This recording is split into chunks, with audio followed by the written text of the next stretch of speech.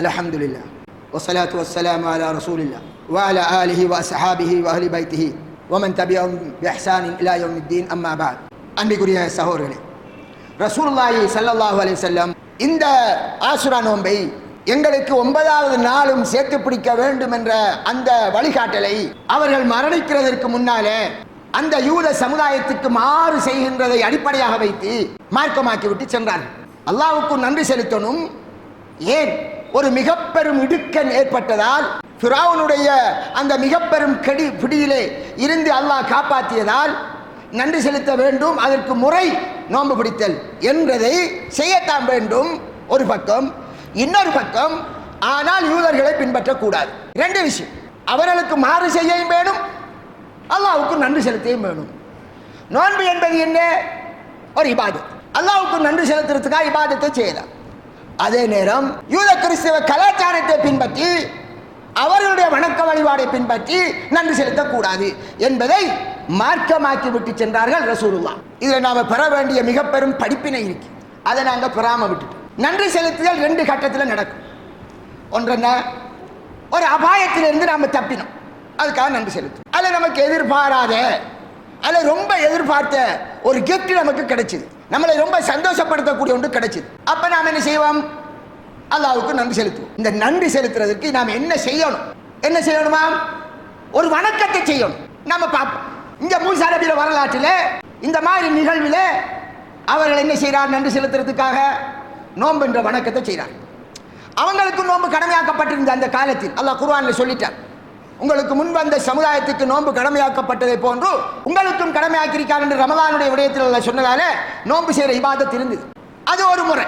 ரசூலுல்லாஹி ஸல்லல்லாஹு அலைஹி வஸல்லம் அவர்களுடைய வாழ்க்கையில் ஒரு விஷயம் நடக்குது. எந்த ஊரில் இருந்து ரசூலுல்லாஹ் வெளியேற்றப்பட்டாரோ, மக்கா நகரம், அதே ஊரில் கடைசியாக ரசூலுல்லாஹ் வந்து அவர்கள் அந்த ஊரை கைப்பற்றுகிறார்கள். ஏனென்றால் அவர் ஹிஜ்ரத் செஞ்சு போயிட்டார்கள். மக்காவை துறந்து மதீனாவுக்கு போக வேண்டி வந்துட்டு அல்லாஹ்வுடைய கட்டளை. ஆனால் மதீனாவை தன் ஊராக எடுத்துக்கொண்டார்கள். ஒரு மக்காவுக்கு வருகிற போது பிரயாணியாத்தான் பெறுவார்கள். அவருடைய அடிப்படை ஊராக இருந்தாலும் அது அவர்களின் பிரயாணத்துக்குரிய ஊராயிற்று என்றாலும் அதனுடைய ஆட்சி ரசூலுல்லாஹ்வுடைய கையில் வருகிறது. ஃபத்ஹ் மக்கா என்று சொல்லுவோம். நபி அல்லாஹ்வுடைய வாழ்க்கையில் நடந்த மிக முக்கியமான நிகழ்வு எது? மக்கா நகரம் தன் கையிலே வருகிறது. ஹிஜாஸ் மாகாணம் என்று சொல்லப்படக்கூடிய கிட்டத்தட்ட 500 கிலோமீட்டர் பரப்பன அந்த மிக பெரும் தூரத்துக்கு இடையிலே இலங்கையை விட பெருசா இருக்கும். மக்காவையும் மதீனாவையும் அதை சார்ந்த பிரதேசங்களை உள்ளடக்கினால் இலங்கையை விட பெருசாக வரும் அதனுடைய நீளம். அப்ப மக்கா வெற்றிக்கு பின்னாலே ரசூலுல்லாஹி ஸல்லல்லாஹு அலைஹி வஸல்லம் அவர்கள் என்ன செய்தார்கள்? இவ்வளவு பெரிய வெற்றி அல்லாஹ் கொடுத்தான். 1 லட்சம் ரூபாய்க்கு வெடியில் வாங்கி ரோட்டெல்லாம் சுட்டார்களா? இன்று அரசியல்வாதிகள் செய்கிறார்களே, அவர்களுக்கு பார்லிமெண்டில் ஒரு சீட்டு கிடைச்சால் நம்ம முஸ்லீம் எம்பிமார்கள் அல்ல பிரதேச சபையில் ஒரு மெம்பர் கிடைச்சால் இருக்கிற பக்கம் எல்லாம் லட்சக்கணக்கில் வெடிச்சுடுகிறார்கள். இப்படியா அல்லாஹ்வுக்கு நன்றி செலுத்துவது? இன்னும் சிலர் கேக்கு வெட்டுகிறார்கள், இன்னும் சிலர் பாட்டி வைக்கிறார்கள். ஒரு 100 சோடா போத்தலை வாங்கினால் எல்லாரும் சேர்ந்து வளர்த்தி இருந்து அந்த மூடியை எல்லாரும் உண்டா திறந்து அதில் கேச வழி இறக்கி ஆளுக்கால் நினைச்சு அதுக்கு மேல் இன்னொரு படி சாராய போத்தல பியர் போத்தல்ல பாட்டி கொண்டாடுகிறார்கள். சகோதரர்களே, அருமை ரசூலுல்லாஹ் ஒட்டுமொத்த அந்த பிரதேசத்தை பிடித்ததற்கு எப்படி நன்றி செலுத்தணும் என்பதை இன்றும் குர்ஆனில் வைத்திருக்கிறான் அல்லாஹ். எப்படி செய்தார்கள்? இதா ஜா நஸ்ருல்லாஹி வல் ஃபத்ஹு, அல்லாஹ்வின் உதவி வந்தால், உனக்கு வெற்றியும் கிடைத்து விட்டால், மக்கள் மார்க்கத்தில் கூட்டம் கூட்டமாக சேர்ந்து விட்டால் என்ன செய்யட்டுமா? ஃபஸப்பிஹ் பிஹம்தி ரப்பிக், அல்லாஹ் சொன்னான், உன் ரப்பினுடைய புகழை கொண்டு அல்லாஹ்வை துதிப்பீராக. சுப்ஹானல்லாஹ் சொல், அல்ஹம்துலில்லாஹ் சொல், அல்லாஹு அக்பர் சொல், அல்லாஹு அக்பர் வலக்கல் ஹம்த் என்று சொல், லா இலாஹ இல்லல்லாஹ் சொல். அல்லாஹ் தான் அந்த வெற்றியை தந்தான். ஆனால் அல்லாஹ்வுக்கு நன்றி செலுத்து என்று தான் அல்லாஹ் சொன்னானே தவிர நாங்கள் என்ன செய்கிறோம்? வெற்றி கொண்டாட்டம், இவரால் தான் இந்த வெற்றி என்று மாலை மாலையாக போடுவார்கள். நாங்கள் அல்லாஹ்வை நம்பிய சமுதாயமா? முஸ்லிம் என்ற பெயரில் இருக்கக்கூடிய கட்சிக்காரர்கள் செய்வதை பார்த்து தான் நான் பேசுகிறேன். நான் ஒரு கட்சியும் இல்லை என்று உங்களுக்கு தெரியும். மார்க்கத்துக்கு முரணாக நடக்கிறது. உங்களுக்கு ரசூலுல்லாஹ் முன்மாதிரி இல்லையா? அல்லாஹ்வுக்கு நன்றி செலுத்த சொன்னார்கள். இது என்ன ரோட்டெல்லாம் படிகள்? அந்த காசு வீண், ஹராம். ரசூலுல்லாஹ்வை சந்தோஷப்படுத்தக்கூடிய ஒரு செய்தி வந்தால் சுஜூதில் விடுவார்கள். அதுதான் நாம் செய்ய வேண்டியது.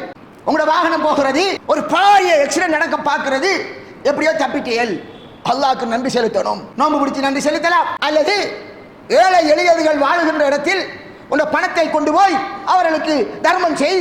அதை விட்டுட்டு நன்றி என்ற பெயரில் பாட்டி வச்சு எல்லோரும் ஹாஹு போடுவது அல்ல, இசை கச்சேரி நடத்துவது அல்ல, டான்ஸ் அடிப்பது அல்ல, மதுபான போத்தல்கள் பரிமாறுவது அல்ல.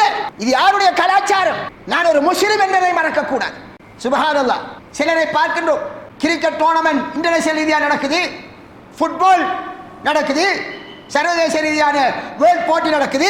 சில முஸ்லிம் சகோதரர்கள் அதிலே வென்றவுடன் ஒரு கோல் போட்டுட்டார் அவர் முஸ்லிமானவர், உடனே அந்த போட்டி ஒரு நியூசிலாந்தில் நடக்கும், அந்நிய நாட்டிலே ஆஸ்திரேலியாவிலே நடக்கும், இங்கிலாந்திலே நடக்கும்.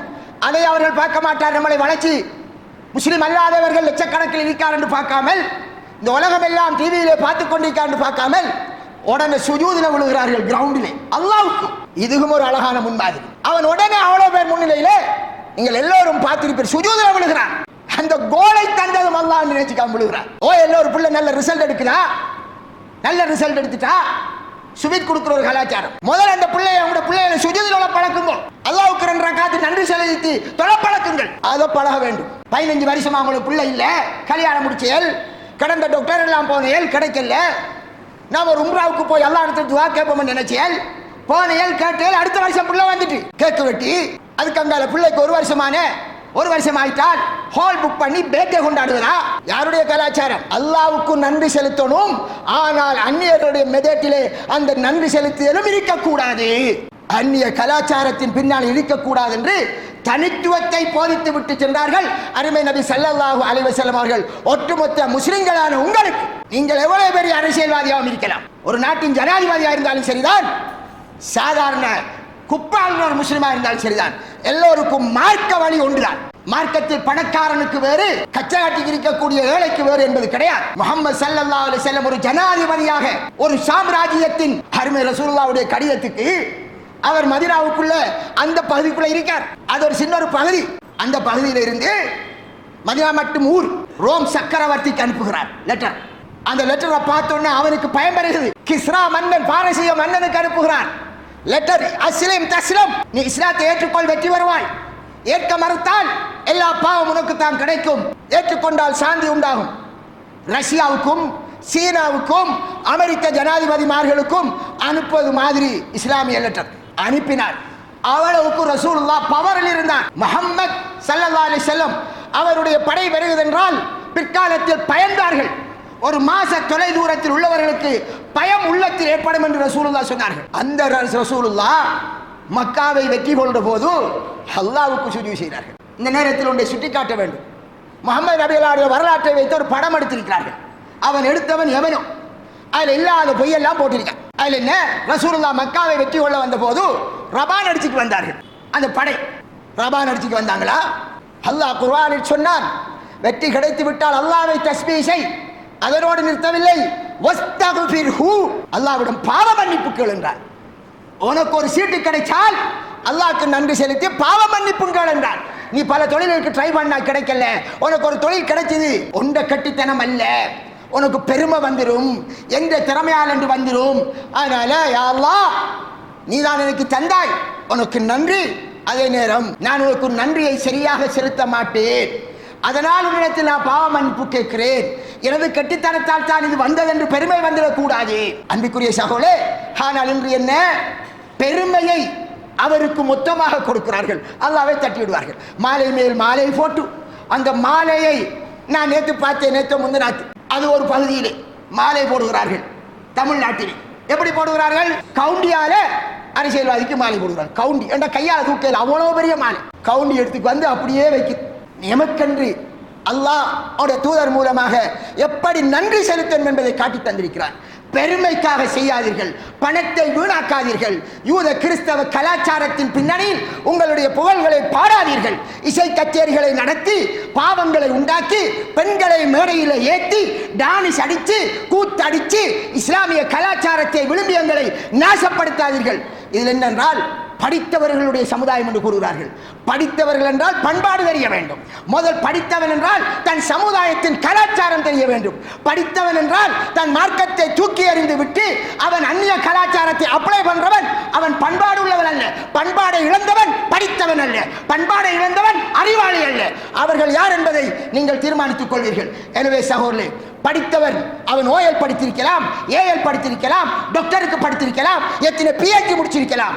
முஸ்லிம் என்ற வட்டத்திற்குள் இருக்க வேண்டும். அதை விட்டுவிட்டு நாங்கள் படித்து விட்டால் நாங்கள் என்ன பெற்ற நிலையும் ஆடலாம் என்று ஆடினால் அது படித்தவன் அல்ல, பண்பாடில்லாத அறிவியனர்கள் என்பதை இந்த சந்தர்ப்பத்தில் சுட்டிக்காட்டி அல்லாஹ்வுடைய தூதருடைய வழிகாட்டலை எல்லா நிலையிலும் பின்பற்றுங்கள். வாஹிரு தாவானா அல்ஹம்துலில்லாஹ்.